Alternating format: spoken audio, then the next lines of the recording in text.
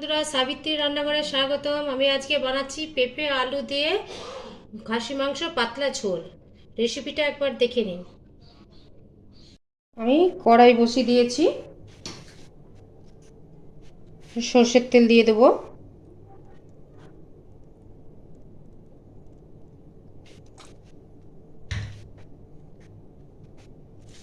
আমি আলুগুলো এবার ভেজে নেব।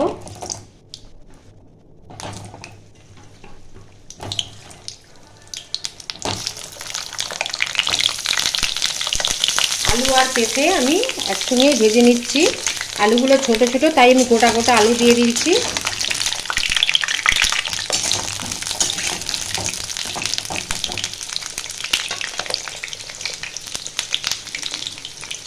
আমি 1 চামচ লবণ দিয়ে দিচ্ছি,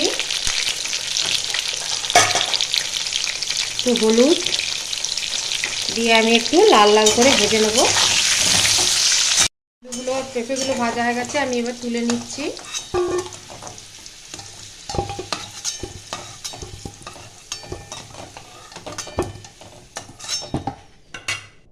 এখানে তেলটা গরম তো হয়ে গেছে, আমি 2টো তেজপাতা, 2 শুকনো লঙ্কা, একটা ডালচিনি,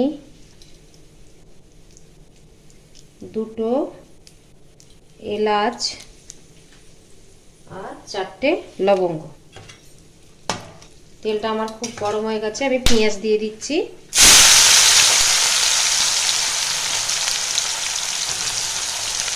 আমি 2টো পেঁয়াজ কুচিয়েছি, এইটা আমি একটু লাল করে ভেজে নেব।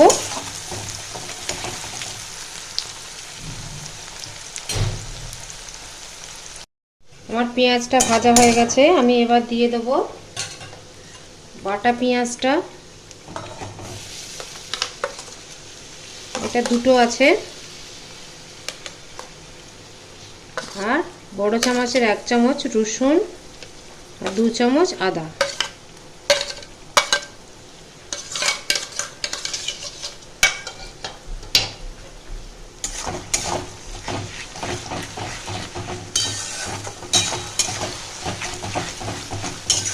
এটা ভালো করে একটু কষিয়ে নেব।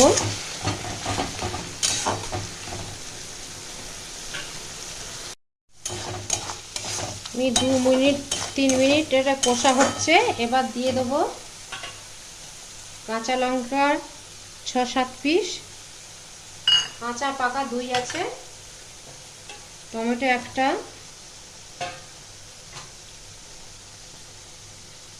হলুদ 2 চামচ, লঙ্কা ছোট চামচের 2 চামচ, আর লবণ স্বাদ মতন, জিরে গুঁড়ো ছোট চামচের 2 চামচ দিয়ে আমি এটা ভালো করে কষবো।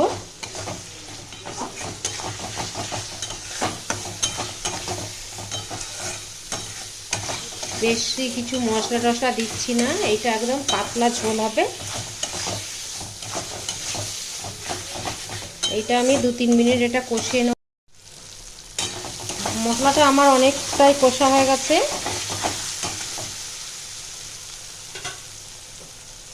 এবার আমি মটনটা দিয়ে দেব। মটন আছে 700 পিসের মতন। আমার মটনটা আছে 800 গ্রামের মতন।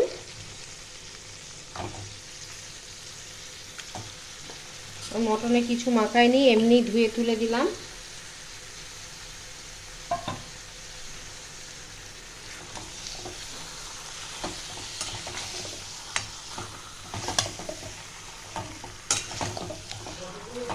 এইটাকে ভালো করে আমি নাড়িয়ে চাড়িয়ে নেব।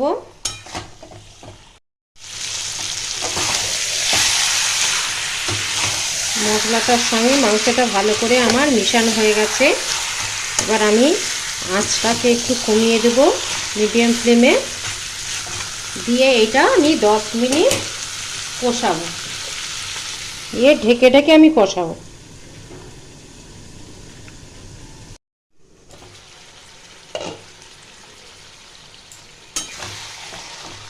আমার মাংসটা প্রায় কষানো হয়ে গেছে। পেঁয়াজ টেঁয়াজগুলো সব গলে গেছে। এবার আমি এটা প্রেসার কুকারে দিয়ে দেবো।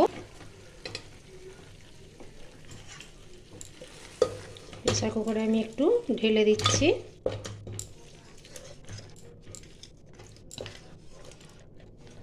এতে মশলা খুবই কম দিয়েছি। এবার দিয়ে দেবো আলুগুলো উপর থেকে।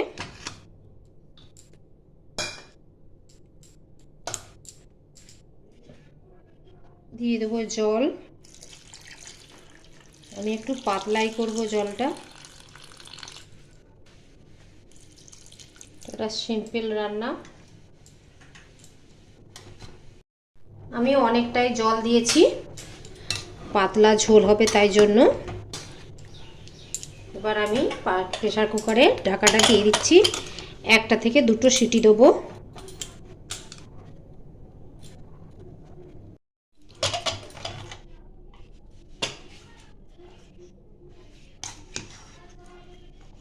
আর মাংসটা আবার সেদ্ধ হয়ে গেছে। আমি উপর থেকে একটু ধনে পাতা ছড়িয়ে দিচ্ছি।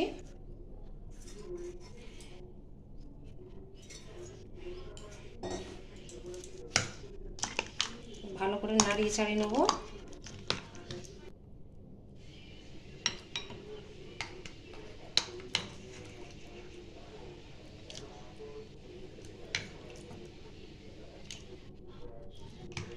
ভালো লাগলে do like share comment subscribe করতে ভুলবেন না। চলো দেখা হচ্ছে পরের রান্না নিয়ে। টাটা।